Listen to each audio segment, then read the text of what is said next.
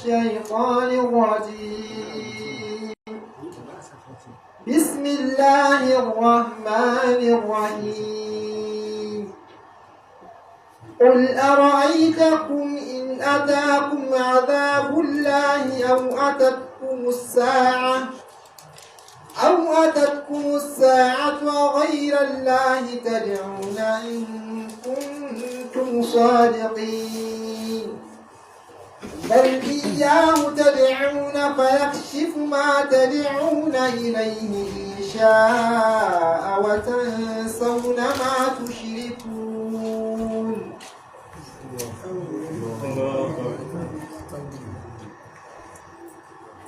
أعوذ بالله من الشيطان الرجيم. بسم الله الرحمن الرحيم. اللهم صل على سيدنا محمد الفاتح لما أغلق والخاتم لما سبق ناصر الحق بالحق والهادي إلى صراطك المستقيم وعلى آله حق قدره ومقداره العظيم. سبحان ربك رب العزة عما يصفون وسلام على المرسلين والحمد لله رب العالمين. الراحمون يرحمهم الرحمن قال تبارك وتعالى ارحموا من في الأرض يرحمكم من في السماء. يا همة الشيخ اهدري لنا بهذا المحضر ولتأتي بنظرة تأتي لنا بالزبر. السلام عليكم. muna godiya ga Allah maɗaukakin sarki wanda ya kawo wannan rana ta 8 ga watan Ramadana hijira annabi Muhammadu 1446 wanda ya daidai da 8 ga watan 3 miladiya 2025. A yau insha Allah ci gaba da karatun tafsirin mu a wannan littafi na Maulana Shehu Ibrahim Riyadut Tafsir. Za mu tashi akan wannan aya wadda Allah ya karanta inda yake cewa bismillahir rahmanir rahim. قل أرأيتم إن أتاكم عذاب الله بغتة أو جهرة أو أتتكم الساعة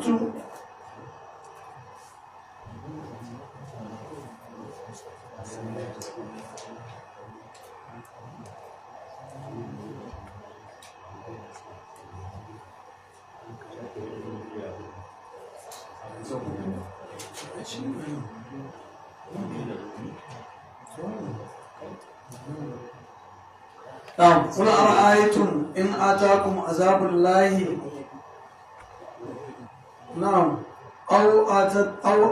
أو آتاكم الساعة أغير الله تدعون إن كنتم صادقين. الله سبحانه وتعالى يقول يا أشرف الخلق كفدي مسيا منزان الله أرأيتم شميكو غني ko ba ku gani ko ku bani labari in atakum azabul lahi idan azabar Allah ta zo muku fi duniya a wannan duniya aw atatkum sa'atun ko kuma tashin alkiyama ta zo muku a gairar lahi tad'un to za ku kira wani Allah ne wanda zai hana muku yin tafiya din ko ya hana muku mutuwar.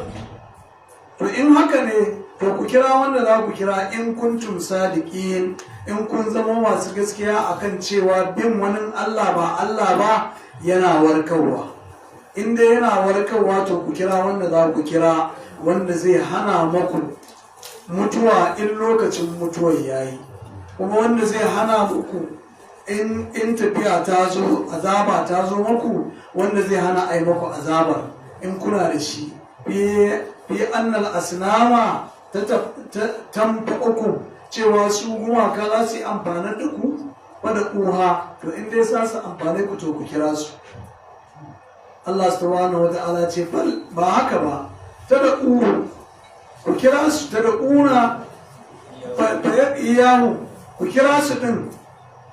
ku kira su in dai akwai su to ku kira su. Ta da ƙuna ba ya shi ma ta da ƙuna ilai, to sai ku kira su yaye maku abinda kuke ganin za ku kira su a kan shi na hana muku azabar Allah ko kuma na hana muku mutuwa idan ta zo. An ya kashi fa an kuma durra cewa su janye muku cutarwa wa nawihi da wannan da makamancin wannan in sha'a in Allah maɗaukin sarki ya so ya shigo shi ne mai yaye wannan amma ba kowa watan sauna ma tushrikun kuma sannan sai ku manta idan azaba ta zo ko mutuwa ta zo sai kuma ku manta da abin da kuke tara Allah da shi a bauta sai ku manta da su kuma a koma kiran Allah sai a koma kiran Allah na gaskiya domin yanzu an ga azaba ɓaro-ɓaro ko kuma an ga tashin alkiyama ya zo ganga-ganga ba jira to kuma shi kenan sai a manta da abubuwan da ake bauta ma Allah da shi koma bayan Allah ake bautar shi koma bayan Allah ma'ahu min al-asnam abin da suke tare da shi ne daga gumaka wala ta da ƙunahu ba za su iya kiransu ba wa qad arsalna ila umamin min qablik an karanta ولقد أرسلنا إلى أمم من قبلك فأخذناهم بالبأساء والضراء لعلهم يتضرعون فلولا إذ جاءهم بأسنا تضرعوا ولكن قست قلوبهم وزين لهم الشيطان ما كانوا يعملون. نعم. قال الله تبارك وتعالى Allah maɗaukin sarki ya ci gaba da cewa wani kad arsalna ila umamin min qablik haƙiƙa ya ashraful khalqi mun aiko manzanni zuwa ga wasu al'ummatai kafin zuwanka kafin bayyanarka a wannan alamul ajsadi din amma ai ba wani manzo da ya girmi manzan Allah ba wani manzo da ya riga manzan Allah bayyana ce dai a irin wannan sifa ta ɗan adam to shine za a ce an gabace shi qablika min qablika kafin zuwanka rusulan mun aiko manzanni fa kazzabuhum amma wa'annan mutanen da muka aiko ba sai suka karyata manzanni suka karyata su to da suka karyata su kuwa fa akaznahum bil ba'sa'i shikenan mu kuma in ji Allah ya ce sai muka tasan musu mu ma muka mai da martani muka kama su da tsananin talauci wadda da rashin lafiya larurori la'allahum yatadarra'un wai ko sa kaskantar da kai su dawo zuwa ga Allah su koma su yi bauta ma Allah su kyala wani Allah walaula iz ja'ahum ba'suna yace to ba dan zuwan azaban mu da muka aiko musu da ita ba tadarra'u dan su kaskantar da kai din ala tadarra'u su kaskantar da kai idza ja'ahum ba'suna in azabar ta zo musu aulam yaf'alu zalika lam yaf'alu zalika to amma sai ya zama to ba su aikata hakan ba mun masu wannan ne domin su kaskantar da kai su koma zuwa ga Allah su gane cewa shine mai sawa shine yayewa kiran wani wanda ba Allah ba shirme ne zai iya amfanarwa da iya cutarwa to amma sai ya zama ba su aikata haka din ba su yi hakan ba walakin abinda ma ya faru kasar ulubu sai zukatansu suka ƙara ƙeƙashewa suka ƙeƙashe baki ɗaya ba su komo zuwa ga abin da aka kira shi zuwa ga imani da shi ba wazayyana lahum ash-shaytanu ma kanu ya'malun shaytan yazo ya ƙawata musu abin da suka zama suna aikatawa ya tsare su ya tsare cewa kar su yadda su koma addinin Muhammadu su dai tsaya akan addinin aba'um iyayensu abinda suka samu iyayensu suna bauta mawa wannan shine dalilin halakar su min al-ma'asi saboda a saba ma Allah da suka yi fa asarru alaihim saboda haka shikenan sai aka ribace su suka tafi a wannan matsayin falamma نسوا ما ذكروا به فتحنا عليهم أبواب كل شيء حتى إذا فرحوا بما أوتوا أخذناهم بغتة فإذا هم مبلسون فقطع دابر القوم الذين ظلموا والحمد لله رب العالمين. Allah madaukakin sarki ya ci gaba da cewa faɗan ma su taraku ma zikiru, sai suka bar lokacin da suka kyale suka manci abin da muka tunatar da su a kan shi, muka bayyana musu ga abin da ya kamata, muka yi masu tunatarwa da wa'azi a kan su bi, wa hawwiku bihi, su ji tsoro da abin da muka aiko masu da abin da muka gaya masu ɗin bilba a sa'i, da cewa akwai azaba tana nan zuwa wadda ra'i da cututtuka da talauci. walam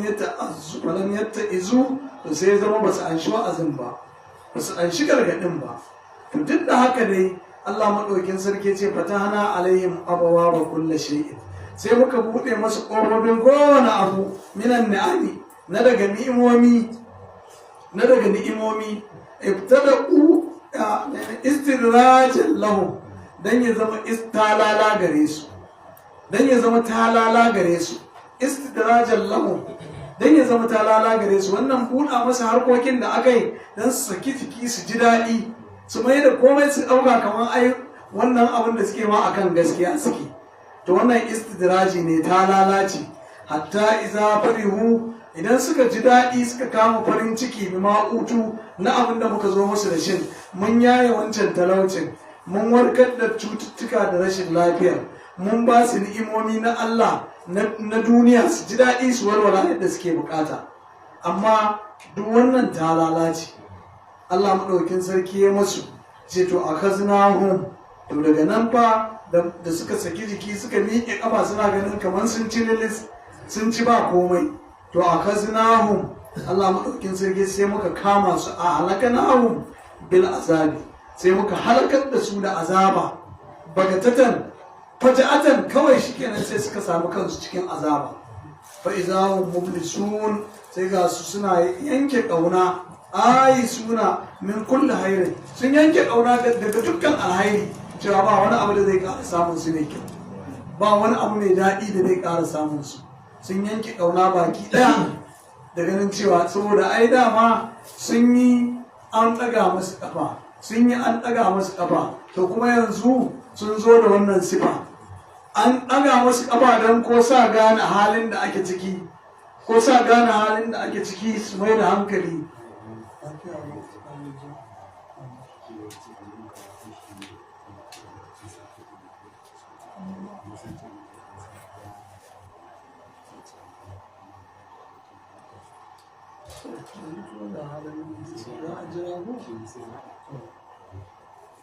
Allah ya sauke ta lafiya. To har dai da suka samu farin ciki, suka ji daɗi, suka saki jiki bima utu da abin da muka ba su na ni'ima da walwala, to akaznahum bil azabi, ahlaknahum bil azabi, sai muka halakar da su da azaba bagtatan faj'atan, kwatsam kawai sai suka samu kansu cikin azaba. Fa izahum mublisun, sai gashi sun koma suna min kulli khairin, sun yanke kauna daga dukkan alhairi, ba wani abun alhairi da ya ƙara samun su. Fa qad adira liqaumin lazina zalamu, in karanta shikenan. To daga wannan lokacin sai muka yanke bayan waɗanda suka zama azzalimai, muka yanke bayansu, ya zama bayansu ba zai ƙara ci gaba ba. Akirahum bi an salu, cewa ba za su ƙara ci gaba su yaɗu ba, su ci gaba da yaɗa wannan irin sharrin ba. To an yanke daga kansu, an ƙare kawai. Kuma alhamdulillahi rabbil alamin, sura ta zo da ƙarshen godiya ga Allah maɗaukakin sarki, ala nasarar rasuli wa ihlakil kafirin. Godiya ta tabbata ga Allah a bisa samun nasarar manzan Allah da kuma halakar da abokan gaban shi ya ga bayansu, Allah ya halakar da su. Haka yake ya ji alhamdu ala kulli halin, godiya ga Allah ta wajaba akan kowane hali. Alhamdulillahi ala salamati, idan an samu zaman lafiya da kwanciyar hankali sai a ce alhamdulillahi. Walhamdulillahi ala halakin a'da'i, idan an halakar da abokan gaba, abokan da suka yi nasara su ce alhamdulillahi. Walhamdulillahi inda ni'ama, godiya ta tabbata ga Allah a lokacin da aka samu ni'ima. In aka samu ni'ima sai a ce alhamdulillahi. A hamida nuhan annabi nuhu alaihi salatu wassalam shi ma ya gode ma Allah wa hamida nuhu lissalamati ya gode ma Allah da aka samu zaman lafiya kila sai ce bi salamin minna wa barakatin alai godiya ta tabbata ga Allah da samun zaman lafiya da muka yi da kuma albarka cewa jirgi ruwa ya kafe jirgi ya sauka akan judi ya sauka akan dutsen judi saboda haka to godiya ta tabbata ga Allah a bisa wannan ni'ima wa ala umamin min ma'ak da kuma al'ummatan da suke da kai tare da kai a cikin wannan jirgin walhamdulillahi rabbil alamin godiya da yabo sun tabbata ga Allah ubangijin talikai amma ummatu muhammadin amma su al'umma annabi muhammadu fahim hammadu su ai su ne masu su ne abin yi godiya su ne ammadu sami'u fil kitabi as-salifa an ambace su a cikin littafi su ne kamar as-salafus salih salafawa su an ambace su haka bi annahum humul hammadun domin su ne masu yawan godiya ga Allah masu kuma abin yi godiya rasulun muhammadu wa ahmadu idan aka ambaci shugabanmu sai a ce muhammadu wa ahmadu ko a ce ahmadu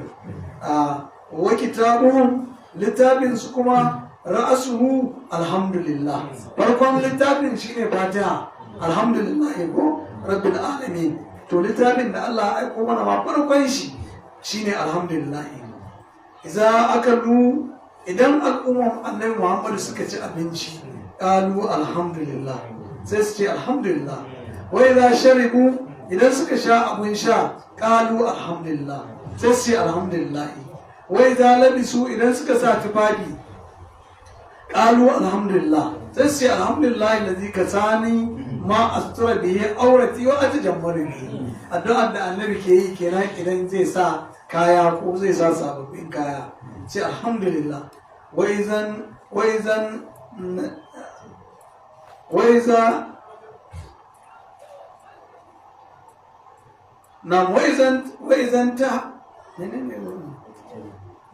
wa'izan ta biyu idan suka farka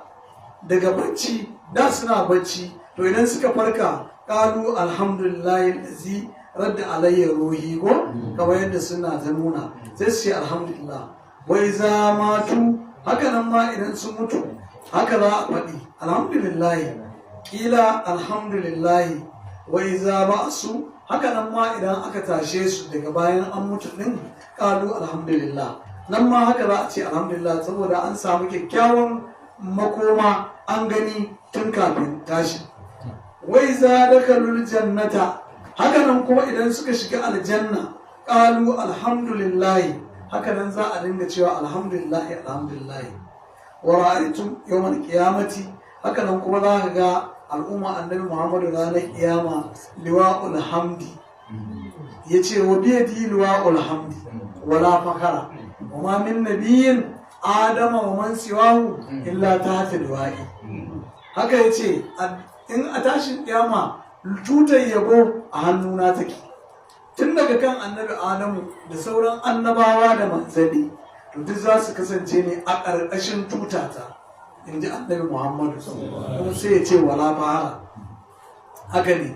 a al'ummatul hammadun ita wannan al'umma abun gode ma ko mai yawan godiya allati madahat fit taurat ita ce wadda aka yabe ta ma a cikin at-taura Allah maɗaukin sarki ya yabe ta a cikin attaura wal injil da linjila iya hazihil ummatu ita ce wannan al'umma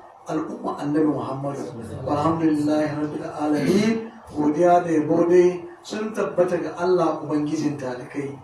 na'am قل أرأيتم إن أخذ الله سمعكم وأبصاركم وختم على قلوبكم من إله غير الله يأتيكم به انظر كيف نصرف الآيات ثم هم يصدفون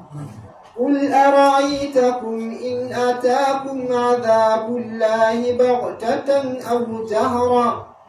بغتة أو جهرة هل يهلك إلا القوم الظالمون.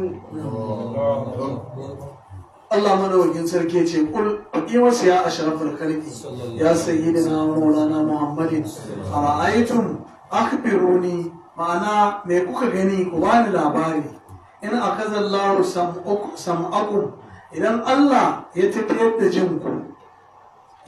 da jinku wa absarukum ya tafiyar da idanuwanku, kuka zama ba ku gani ba ku ji ba ku gani, wa katama ala qulubikum, kuma sai ya sanya rufi ya damke zuciyarku, ba ta fahimtar gaskiya, ba ta shirya abu mai kyau. Man ilahun gairullahi atikum bihi, to wane ne koma bayan Allah abinda kuke bauta mawa din, wanda zai zo muku da jin da ganin, ya maido muku da dacewa da zuciya da rika ansar abu mai kyau? Waye zai zo muku da shi? babu bima akazahu minkum, na abinda Allah ya rike muku da shi, biza amikum da rayawarku da kuke lau akazallahu hadhihi salasati, da Allah zai rike waɗannan abubuwan guda uku, ji da gani da zuciya, min ajalin ni'amillahi ala abdihi, saboda dalilin ni'iman nan da Allah ya ma bawansa, alquwwatu sami'a, da ƙarfi irin na ji, ya qadimul Qur'an as-sam'u alal basar, ana gabatar da alqur'ani ne a bisa ji da gani da'iman, kuma ya zama har abada. li'anna ta'alluqil iman, domin ɗamfara da imani bisam'i da ji ashaddu min ta'alluqihi bil basari, yafi ɗamfara da alqur'ani ta hanyar ji, to yafi ta'alluqihi a riko da shi da gani kawai. Da gani al'insan ya smaku ayatun layi, mutum yana jin ayoyin Allah walau kana a'ama, ko da makaho ne yana jin ayoyin Allah, yana kuma karanta alƙur'ani, ko da makaho ne yana samun wannan. A yu'minu billahi walau sami'a lamma amkanahu alhidayata, zai ba da gaskiya da Allah ko da a ce ya ji abinda zai tabbatar da shi zuwa ga shiriya abadan ta abada. Fasamu amba'u, shi dai ji shine mafi amfani min albasari akan gani, shine mafi amfani akan gani, ji shine yafi amfani akan gani. Haza quwwatus sami'a, wannan shine karfi irin na ji. Wa hazihil quwwatul basira, to irin wannan kuma karfi irin na gani, dukan su baki daya. Wa hazihil quwwatul mudrakatul alqalb, wadda duk ake riska ne a cikin zuciya. Ni'mas salasati, ma dalla da wayannan abubuwa guda uku, ji da gani da dacewa irin ta zuciya. Lau akaza Allahu tabaraka wa ta'ala, da Allah zai rike mutum su, hana shi su, la yajidul abda min ayati, mutum ba zai iya samun wasu ayoyi daga cikin ayoyin Allah ba, biha da wani abu abadan har abada, ba zai iya samun abinda ake nufi da shi ba har abada. Unzur, Allah madaukin sarki ce to ka duba mana, kaifa nusarriful ayat, da ya ne muke bayyanar da ayoyi, muke jujjuya ayoyi addalati ala wahdaniyati, wanda suke yin nuni a bisa kadaita Allah guda daya. Summuhum yasbihun, sannan bayan wannan sai kuma su koma ya abuduna alihatin, su koma baya, su koma ruwa, bayan sun yi imani sun gane cewa Allah shine mai aiwatar da komai da kowa, amma kuma daga baya sun muhum yazdibun, sai kuma su koma su ƙara komawa cikin kafirci da yin butulci ga Allah maɗaukakin sarki. Lakin la yaqdiruna ala yaz'amuna anna alihatahum ta'atihim biha, amma dai su sun san cewa ko da hankalinsu ya ba cewa allolinsu wai ba za su iya ba da ƙarfin cewa allolin za su iya zuwa masu da idanuwan da kunnuwan da zuciyar da aka rufe ba. Sun san wannan magana ba ta yiwa, ta riga ta wuce masu kawai.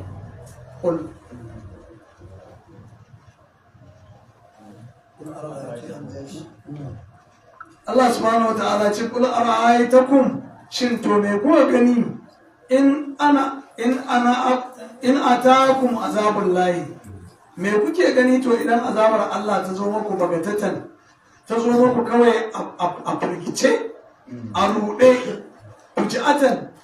aw jaharatan ko kuma ta zo muku ma a fili lailan aw nahar da daddare ko da rana ta zo muku ɓaro-ɓaro hal yuhlaku illa alqawmi zalimun to akwai wanda za su halaka a ciki banda mutane azzalimai ba wanda zai halaka daga ciki sai mutane azzalimai su ne waɗanda suka ƙibin abin da Allah da manzo yake so alkafiruna waɗanda suka kafirci ai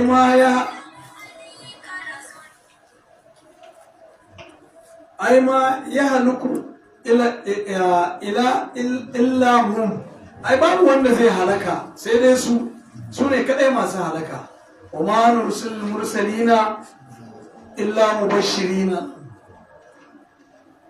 وما نرسل المرسلين إلا مبشرين ومنذرين فمن آمن وأصلح فلا خوف عليهم ولا هم يحزنون والذين كذبوا بآياتنا يمسهم العذاب بما كانوا يفسقون. الله سبحانه وتعالى yace wa ma nursilul mursalina ba mu aiko wasu manzanni ba zuwa ga wasu al'ummatai illa mubashirina face sai don su zama masu bishara da aljanna kuma masu gargadi da wuta. Duk lokacin da Allah subhanahu wata'ala ya aiko manzanni to yana aiko su ne zuwa ga wasu al'ummatai don su zama masu bishara da aljanna wa munzirina kuma su zama masu gargadi da wuta. faman amana wa aslaha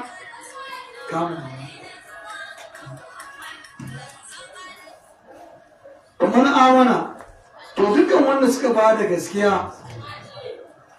gaskiya wa aslaha suka aikata aiki kyakkyawa fala khawfun alaihim to ba su da tsoro a nan duniya. Allah maɗaukin sarki zai amintar da su daga barin tsoro a wannan duniya. Wala hum yahzanun sannan kuma ba za su yi bakin ciki ba a ranar tashin alkiyama domin yan aljanna ne. A aljanna ko babu damuwa babu bakin ciki babu wannan. Wallazina kafaru bi ayatina wa'anda suka kafirce mu ayoyinmu yamassuhumul azab to azaba fa za ta shafe su. Lalle za su ɗanɗani azaba bima kanu yafsukun da abin da suka zamo suna fasikanci suna yi ma Allah butulci da shi a cikin biyayya da Allah maɗaukakin sarki ya nema. قل لا أقول لكم عندي خزائن الله ولا أعلم الغيب ولا أقول لكم إني ملك إن أتبع إلا ما يوحى إليه قل هل يستوي الأعمى والبصير أفلا تتفكرون وأنذر به الذين يخافون أن يحشروا إلى ربهم ليس لهم من دونه ولي ولا شفيع لعلهم يتقون. Allah madaukin sarki ya ci gaba da cewa a harshen manzan Allah ya ce kul lahum ka gaya musu ya rasulullahi wannan mamure da suke da wannan lalibe da suke ta yi to ka faɗa musu cewa la aqulu lakum indi haza'inullah ni ban gaya muku cewa ni ne nake da taskokin Allah ba ban gaya musu wannan fuska ce ta tawadu annabi sallallahu alaihi wasallam ai shine alqasim mai raba kayan Allah shi ke raba kyaututtukan Allah baki daya yawa to amma a bangaren tawadu sai ce la aqulu lakum indi khaza'inullah ni ban gaya muku cewa ni ina da taskokin Allah a hannuna suke ba allati minha yarzuqu wanda da ake azurta mutum da su wala a'lamu al-ghaiba kuma ni ban ce muku na san gaibi ba wala aqul lakum inni a'lamu al-ghaiba ma gaba anni na abin da ya fi gare ni ban ce muku na san shi ba walam yuha ilayya kuma ba a yi min wahayinsa ba to ban ce muku shi ma na san shi ba wa qala wala aqulu lakum inni malak kuma ni ban ce muku ni mala'ika bane minal mala'ikati daga cikin mala'iku duk ban gaya muku wannan ba in attabi'u illa ma yuha ilai ni dai babu abin da nake bi ko nake tattare da shi ko nake gaya muku sai abin da aka yi mun wahayi akan shi sai abin da Allah ya mun wahayi akan shi hal yastawi al-a'ma wal basir shin wai mai gani da makaho za su zama ɗaya ba za su zama ɗaya ba jahili da mai ilimi za su zama ɗaya ba za su zama ɗaya ba mumini da kafiri za su zama ɗaya ba za su zama ɗaya ba ba za su zama ɗaya ba abana ta tafakkarun shin ku ba za ku yi tunani ba ba za ku yi tunani ba akan haka zakara fi hazil aya an ambata a wannan aya annan nabiyyi sallallahu alaihi wa sallam manzon Allah tsira da amincin Allah su tabbata a gare shi yana cewa la yadda'i anna indahu haza'inullah baya yin da'awa ya kage ya kirkira ya ce wai taskokin Allah a wurin sa suke a'a Allah baya yin annabi sallallahu alaihi wasallam baya faɗin haka wala yadda'i ilmul ghaib sannan kuma baya yin da'awa na ilimin gaibi wala yadda'i annahu malak kuma baya yin da'awa ta cewa shi mala'ika ne da'awa qabihatun yin da'awa na abin da Allah bai baka ba to abu ne mara kyau amma waɗannan abubuwan duka Allah ya ba annabi Muhammad alƙur'anin nan shi ya zo da su tiryan in an ci gaba da bayani duk za a iske to wannan babi ne na tawari'u babi ne na tawari'u yana da dama ya tawari'u akan wannan to cewa in kanat sahihatun idan abun ya zama ingantacce ne la aqulu lakum haza to ni dai ban faɗa muku ko ɗaya daga ciki ba la yadullu ala an umar fil janna usman asharatul mubashirina ya bayar da aljanna ya ce duk wanda ya kawo taimako a yakin da za a tafi yakin tabuka falahul jannata shi ma yana da aljanna duk wanda ya kawo taimako wanda sai na usman suka zo suka aikata aiki wanda ya ce Allahumma ashhad ana rarin bi usman Allah ka ce da na yadda da usman Allahumma ardi anhu Allah kai ma ka yadda da shi ka yadda da shi to me rage me kuma ake nema a bada in kyauta ce irin ta al'ada to ya bada raƙumi 100 ya bada awaki da tumaki 100 ya bada 1000 ya bada fiye da 1000 dubbai ya bada ya tada